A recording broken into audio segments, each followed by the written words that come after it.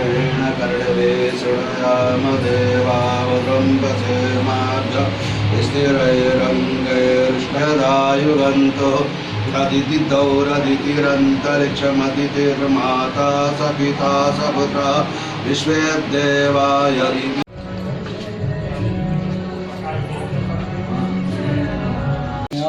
पीछे से आए सब लोग से गलत सब आप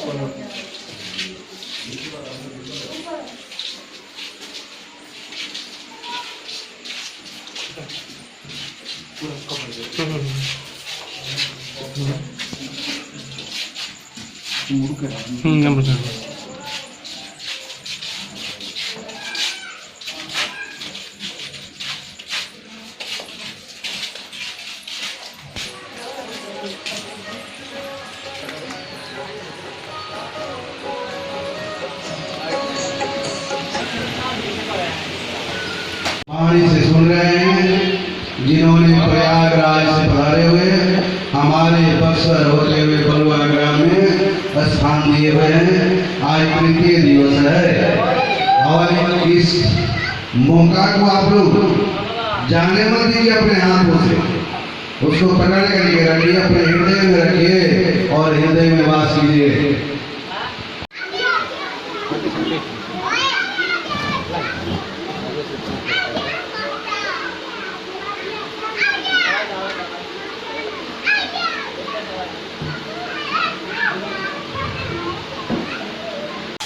ओम गन्धद्वारान्दरादरसानितपुष्टां करेश्वरे ईश्वरीं सर्वभूतानां तामिहो भावे श्रियम्मा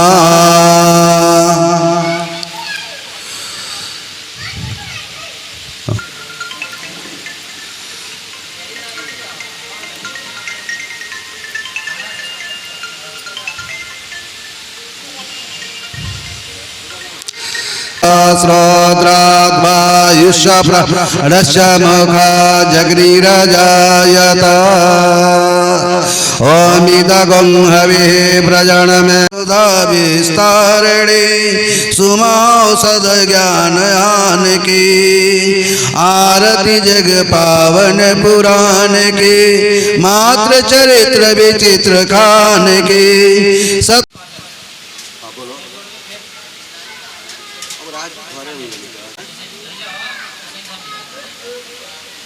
चतुर्दायश्च निखिल निगम बोध निलयम्।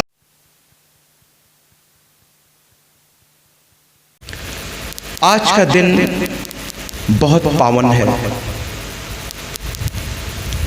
मैं धन्य हुआ कि आज इस पावन दिन पर मुझे माँ की कथा आपको सुनाने का सौभाग्य प्राप्त हुआ। मैं आपके सौभाग्य से ज़्यादा अपने सौभाग्य की सराहना इसलिए कर रहा हूँ कि मैं माताओं से मुखातिब हूँ जिन तक मेरी आवाज़ पहुँच रही है कि आज आप व्रत हैं और मैंने अपनी माँ को इस व्रत को रखते हुए देखा है, अपनी धर्मपत्नी को भी इस व्रत को रखते देखा है। ये व्रत बड़ा कठिन होता है, ये व्रत बहुत कठिन है, लेकिन इस व्रत की अपनी एक महिमा है। इसलिए मैं माताओं से ये आह्वान करता हूँ कि इस व्रत के दिन कृपया बच्चों को शांत करें, कृपया बच्चों को शांत करें। इस व्रत के दिन मैं माताओं से मुखातिब हूँ, जहाँ तक मेरी आवाज़ जा रही है मैं माताओं से कहना चाहता हूँ कि इस व्रत के दिन आप पंडित जी को बुला करके कथा घर में सुनती होंगी, जरूरी भी है। लेकिन देखिए ना, मैं सभी माताओं से कहना चाहता हूँ क्योंकि वो व्रत है। आज ये सिंह परिवार ने, आदरणीय अशोक सिंह परिवार के मुखिया हैं और उनके 5 सुपुत्र। सुपुत्र शब्द मैंने इसलिए कहा कि जो वास्तव में धर्म को आलंबित करके अपने माँ बाप के चरणों को हाथ लगाता है, वही सुपुत्र है। पुत्र का मतलब है, मैंने कल परसों भी इस कथा में ये बात कही थी कि पू नामक नरक से जो त्र माने त्राण करे, मैं पुनः बता रहा हूँ, थोड़ी मेरी कथा की शैली अलग है। मैं इंटर में लेक्चरर था हिंदी और संस्कृत का, बाद में प्रिंसिपल, फिर उसके बाद तो मेरी कथा की शैली थोड़ा अलग टाइप की। आप मुझसे ये उम्मीद मत करिएगा कि मैं अंधविश्वास को बढ़ावा दूँ, ये मुझसे होगा ही नहीं। इसीलिए मेरी कथाओं में कोई अगर खेलने कूदने लगता है कि मैया आई है तो मैं हाथ जोड़ देता हूँ, मैं कहता हूँ इनका इलाज कराइए। कोई मैया वैया इनके यहाँ नहीं आई है ना। कुछ लोगों को अजीब सा बुरा लगता है, हमने कहा लगता रहे, इस व्यासपीठ से वही बोलूंगा जो सत्य है। हमने कहा मैया की शक्ति इतनी ज्यादा है ना भैया कि गीता में भगवान श्री कृष्ण जब विराट रूप दिखाने के लिए अर्जुन ने निवेदन किया कि आप मेरे सखा हैं और मैं ये भी जानता हूं कि आप भगवान हैं, अर्जुन को उन्होंने बहुत समझाया गीता में, यहाँ तक कि अर्जुन को गुस्से में, और जिसको आदमी बहुत प्यार करता है उस पर थोड़ा नाराज भी हो लेता है, तो अर्जुन को गुस्से में भगवान ने यहाँ तक कह दिया हम आप तो बर्दाश्त नहीं कर पाएंगे महाराज। लेकिन अर्जुन ने उसको भगवान का प्रसाद समझ कर स्वीकार कर लिया। कोई आपको अगर बहुत डांटे, दुश्मन वाले बात मैं नहीं कर रहा, वहाँ ये सोच नहीं चली, लेकिन अगर आपका घर का कोई बड़ा अगर आपको बहुत बुरी तरह डांटे तो ये समझ लीजिए कि वो आपको बहुत प्यार करता है, वो आपका नुकसान नहीं होने देना चाहता। तो अर्जुन पे कृष्ण इतने नाराज हुए कि इतनी देर से इसको समझा रहा हूं कि तू क्षत्रिय है, राजपूत है और तेरा कर्तव्य है युद्ध करना। उस जमाने में क्षत्रिय का एक ही कर्तव्य था, राज्य को चलाना और कमजोर जो है व्यक्ति हैं उनकी रक्षा करना। ठीक है महाराज। तो अर्जुन को उन्होंने बहुत समझाया कि तू क्षत्रिय है, युद्ध कर, लेकिन वो सुन ही नहीं रहे थे। करके ना ना ना, मेरे सामने मेरे अपने ही तो खड़े हैं, मैं उनको मार के राज्य। गीता पढ़िए ना, बहुत अच्छा है, बहुत लोगों ने पढ़ा भी होगा। अर्जुन समझने को तैयारी नहीं महाराज। कहने लगे ये मर चुके हैं तो फिर ये जिंदा कैसे हैं? कहें ये सिर्फ शरीर से जिंदा है, इनकी सब कुछ मर चुका है। कहें कब मरे ये? कहें उस दिन मर गए। ध्यान से सुनिए, समस्या है। तो अर्जुन जो है युद्ध करने को तैयार नहीं, गांडीव नीचे रख दिया, गांडीव उनके धनुष का नाम था। कहे ना ना, ये तो कृष्ण ने कहा ये मर चुके हैं, मरे को मारने में कोई दिक्कत नहीं है, मर चुके हैं। कहे नहीं तो जीवित है, ये जीवित हैं, कहाँ मरे हुए हैं? तो कहने लगे ये उसी दिन मर गए। तो कहे सबसे पहले पितामह के बारे में बताइए। भीष्म पितामह ब्रह्मापुत्र, ब्रह्मापुत्र भी नहीं बल्कि मैं उनको अगर सरल भाषा में आपको समझाऊं, ब्रह्मापुत्र वाली कथा जब तक आप समझेंगे नहीं आप शायद, ये वसु थे। ये वसु जो है ये ब्रह्मा के ही मानस पुत्र हैं, लेकिन एक श्राप के चलते इनको मनुष्य योनि में आना पड़ा। तो मनुष्य योनि में आने के लिए इन्होंने तपस्या की माँ गंगा की। कहने लगे आम कोख से मैं पैदा नहीं होना चाहता, मैं देवता हूं, आम कोख से मैं नहीं पैदा होना चाहता। ऐसे माँ का हर कोख बहुत महान है, माँ तो महान है। मैंने तो पहले दिन भी कहा था कि रामचरितमानस में या कृष्ण जन्म में भगवान सबसे पहले माँ को ही प्रणाम करने आए। और बाबा तुलसी ने लिख भी दिया है, जब भगवान का जन्म नहीं हुआ था तो बाबा तुलसी ने लिखा था कि विप्रधेनु सुर संत हित लिन्न मनुज अवतार। रामचरितमानस की लाइनें हैं। लेकिन जब भगवान ने जन्म लिया तब वही बाबा तुलसी लिखते हैं भय प्रगट कृपाला दीन दयाला। और फिर क्यों नहीं कहा विप्रधेनु सुर संत हित? क्यों नहीं कहा? कहना चाहिए था ना बाबा को, तुलसी को। तुलसी तो बहुत विद्वान है, बहुत आदरणीय है। मैं बड़ा सौभाग्यशाली हूँ कि उनके घर के सामने भी उनके प्रधान पुजारी के द्वारा आवाहन पर मैं गया और वहाँ भी मैया की कथा हुई, आगे भी होगी। क्योंकि जमुना के इस पार बाबा तुलसी हैं और इस पार रत्नावली जो उनकी पत्नी थी। बहुत सुंदर जगह है।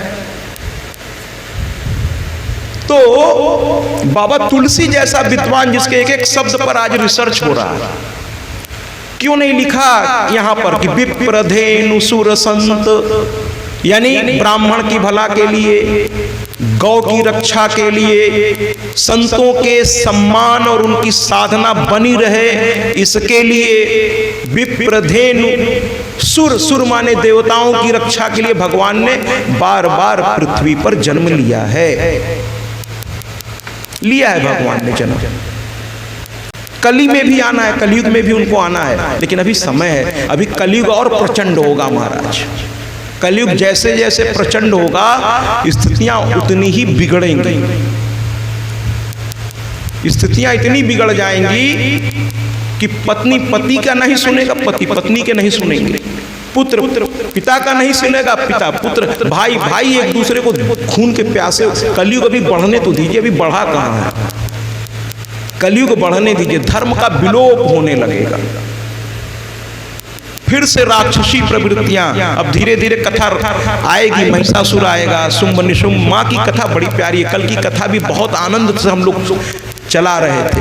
अचानक कथा की लगभग आधे दौर पे बारिश हुई, लेकिन आज एक सज्जन आए और मुझे बड़ी प्रसन्नता हुई। वो कहने लगे कि बैंक में आज हम लोग गए थे, वहाँ आपकी चर्चा होने लगी और हम लोग जितने भी वहाँ लोग थे इस बात की प्रशंसा कर रहे थे कि जब से ये देवी भागवत आदरणीय अशोक सिंह जी के प्रांगण में हुआ है, कम से कम यहाँ के किसानों को जी भर के जल प्राप्त होने लगा है। तो यहाँ जो परेशानी हुई वो अलग बात है, लेकिन ये सुन के मुझे बड़ा सुकून मिला कि यहाँ के लोगों ने इसको पॉजिटिव लिया है कि जल प्राप्त होने लगा उस दिन से। और वो एक और नाम बता रहे थे कि उनके यहाँ भी जब कथा शुरू हुई थी तो काफी जम के, है ना, तो कहते हैं कि कथा हमेशा पहले यज्ञ इत्यादि इसीलिए किए जाते थे कि समय पर कृषि के लिए मतलब वर्षा आए। आजकल असमय मौसम आ रहा है। तो कृष्ण के बारे में मैं वापस जरा जाऊंगा कि कृष्ण ने अर्जुन को एक शब्द कह दिया, आज कथा में ये शब्द आएगा, और बहुत समझाने के बाद भी नहीं समझे तो उन्होंने कहा ये लोग मर चुके हैं। तो कैसे? कह पितामह भीष्म जो गंगा पुत्र हैं, माने अब इनसे बड़ा आदर्शवादी कौन है? गंगा पुत्र भीष्म। लेकिन जब ये भी अपनी बहू को अपने सामने वो पुकार रही है, पितामह देखिए आपके जीते जी मेरा एक देवर भरी सभा में मुझे बाल से पकड़कर घसीटता हुआ ले आ रहा है।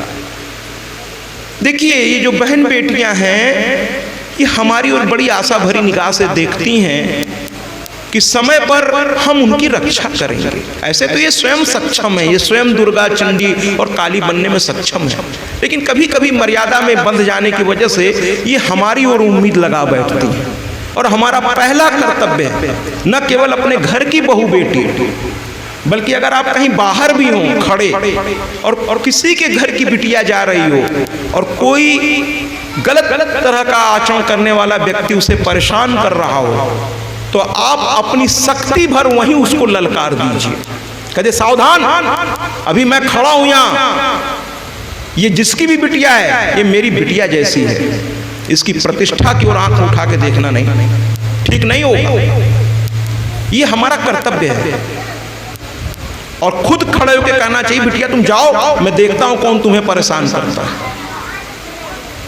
पुकारना शुरू किया खुद के घर की बहू। अरे बहू जो है आपकी बिटिया है, किसी ने अपने कलेजे का टुकड़ा आपको सौंपा है। और आज अभी प्रणाम मैंने नहीं किया, लेकिन इस बात पर एक बात आपको आज बताना चाहता हूं कि आप लोग ये समझते हैं, मैं पिताओं से उन्मुख हूं इस समय, मैं पिताओं से बात कर रहा हूं क्योंकि ये बाहर का मामला है। घर के अंदर का मामला होता तो मैं माताओं से बात करता, मैं पिताओं से कह रहा हूं कि आप लोग कन्यादान का मतलब पता नहीं, शास्त्रों को आप लोगों ने जरूर अध्ययन किया होगा। कन्यादान का मतलब अगर आप लोग ये समझते हैं कि आपने कन्या का दान कर दिया महाराज, तो क्षमा करिएगा, अभी और पढ़ने की आपको जरूरत है, क्षमा करिएगा। कन्यादान का मतलब कन्या का दान नहीं है महाराज। हाँ, जिसका आपने दान कर दिया ये वस्तु है क्या? अरे ये आपके कलेजे का टुकड़ा है,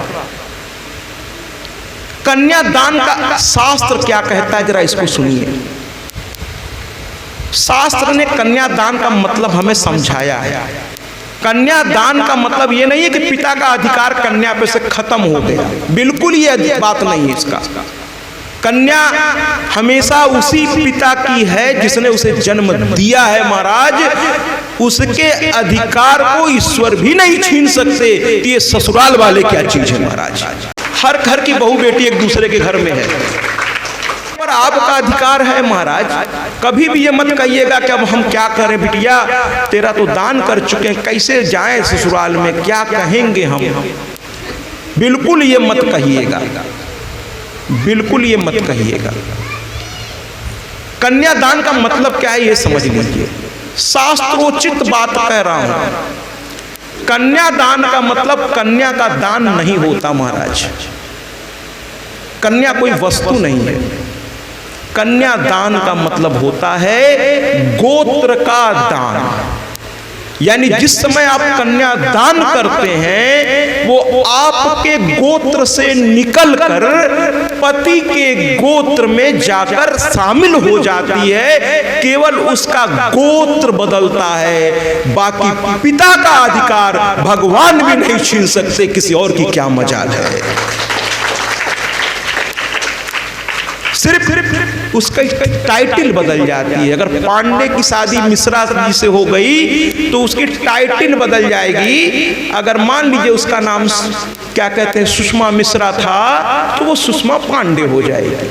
अगर पांडे से मिश्रा की शादी पांडे से हो गई तो वो मिश्रा की जगह अब पांडे कहलाने लगेगी। यानी उसका गोत्र बदल गया, टाइटल उसका सब टाइटल बदल गया और कुछ नहीं बदला। न मायका बदला और न कुछ बदला। आप समझ रहे हैं महाराज। और ये बेटियां इतनी प्यारी होती हैं महाराज कि हमारे यहाँ शादी के समय अंतिम एक रिवाज होता है जब ये घर से अपने विदा होने लगती हैं। इसीलिए मैं कहता हूँ कि इनके सम्मान की रक्षा करिए। मैं तो माँ की कथा ही लेके निकला हूँ इसीलिए कि स्त्री सशक्तिकरण हमारे आदित्य योगीनाथ हमारे मुख्यमंत्री उत्तर प्रदेश सरकार, उन्होंने भी महिला सशक्तिकरण की बातें करना शुरू कर दिया है। मैं किसी पार्टी विशेष का नहीं हूँ महाराज, मुझे किसी से क्या लेना देना, लेकिन जो अच्छा बात है वो अच्छा है।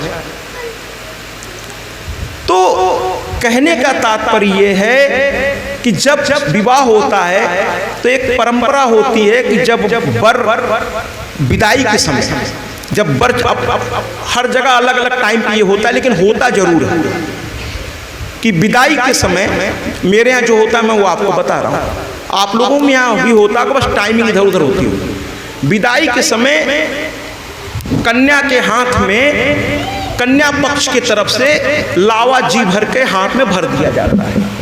लावा धन धान्य का प्रतीक होता है। लावा धन धान्य का प्रतीक होता है और कन्या रो रही होती है क्योंकि उसको अपने बाबू का घर छोड़ना है। जिस घर में वो जन्म ली, जिस घर में अपने भाई बहनों के साथ खेली है, आज उसे वो घर हमेशा के लिए, अब वो एक पराये घर में जा रही है। महाराज हम लोग 9 दिन के लिए कथाओं में अलग अलग जगह जाते हैं, चिंता होती है कैसे लोग होंगे। 1-2 दिन की बात नहीं, चलो कम बेसी कट जाएगा, 10 दिन 9 दिन पता नहीं कैसे लोग होंगे, एक चिंता तो होती है। और जिस कन्या को पूरे जीवन के लिए उस घर को छोड़कर एक नए घर में जाना, उसे चिंता नहीं होगी?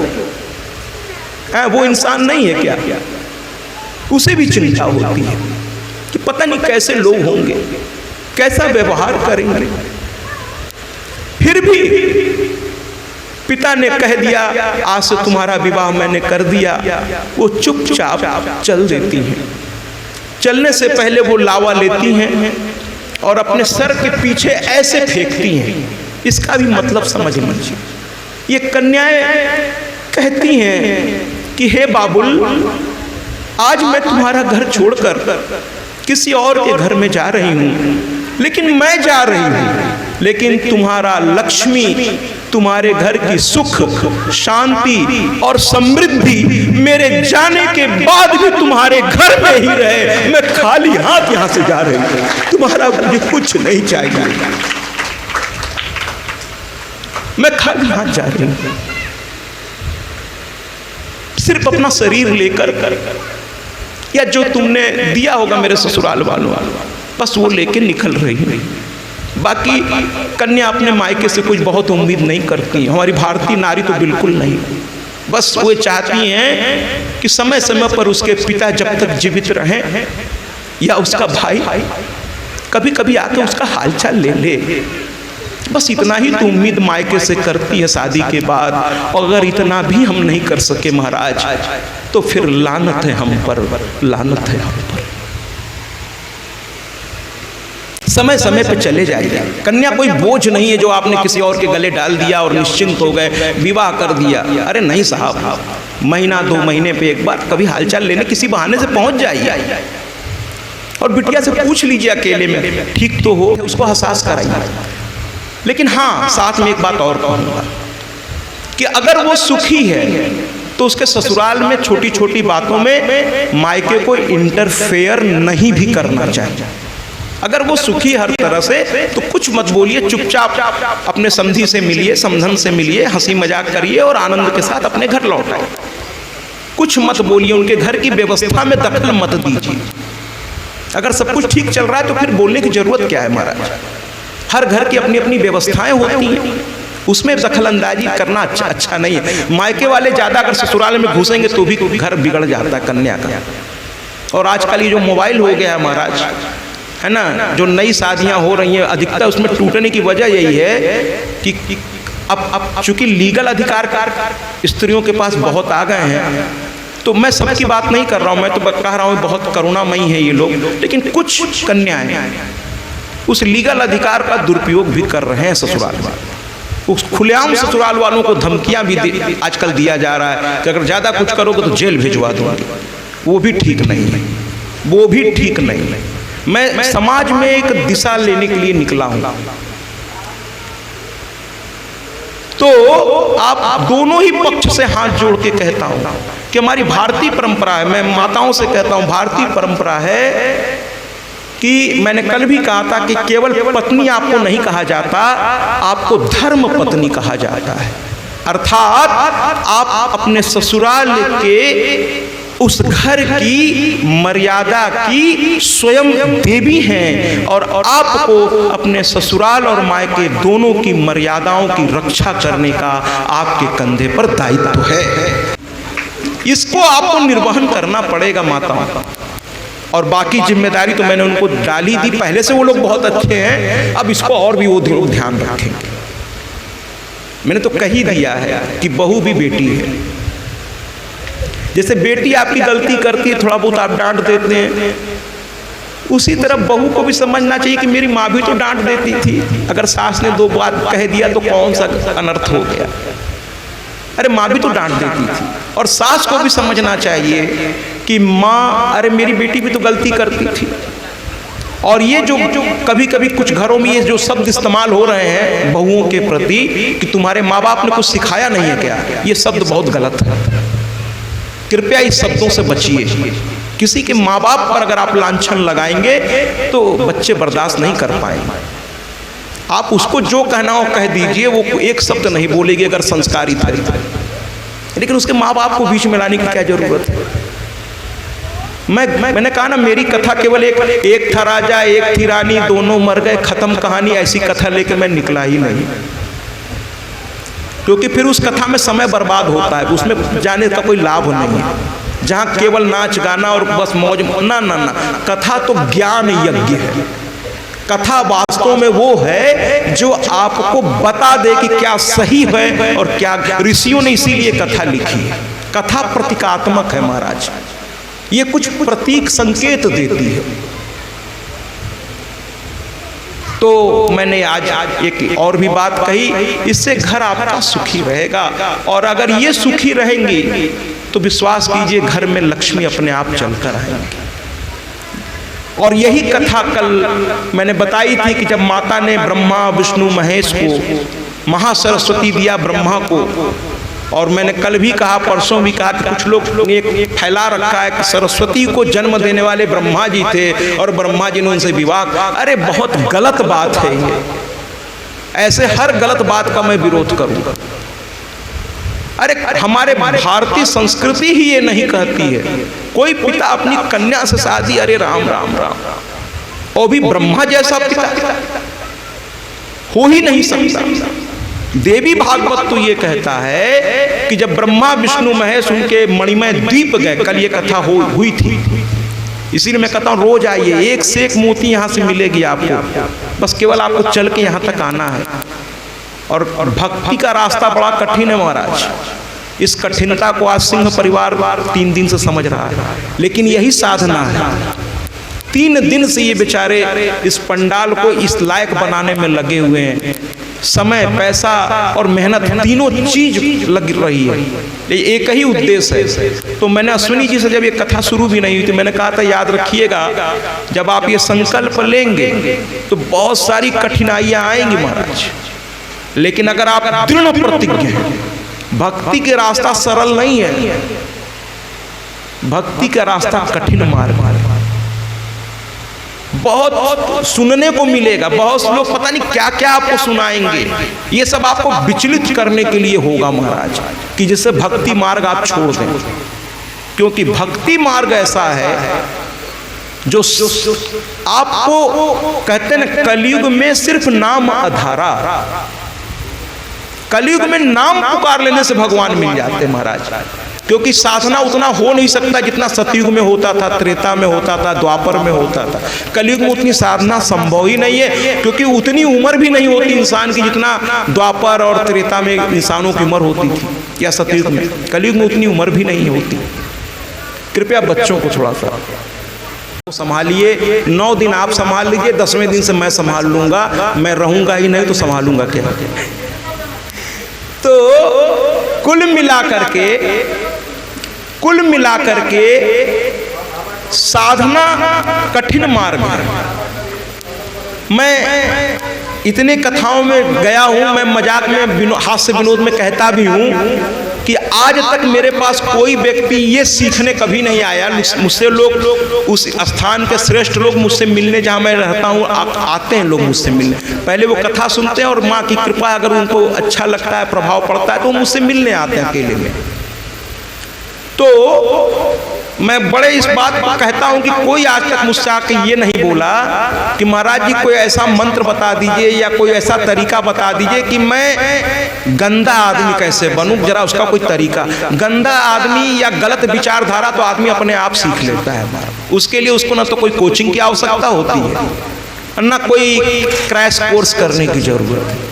जरूरत कब पड़ती है? जब उस गंदगी को छोड़ने की बारी आती है, तब कोचिंग और क्रैश कोर्स करने की जरूरत पड़ती है, क्योंकि गंदगी और कमजोरी छोड़ना इतना आसान नहीं है। कृपया कठिन है, बड़ी साधना होती है। वैष्णो दरबार में भी जाते हैं तो आप सुनो,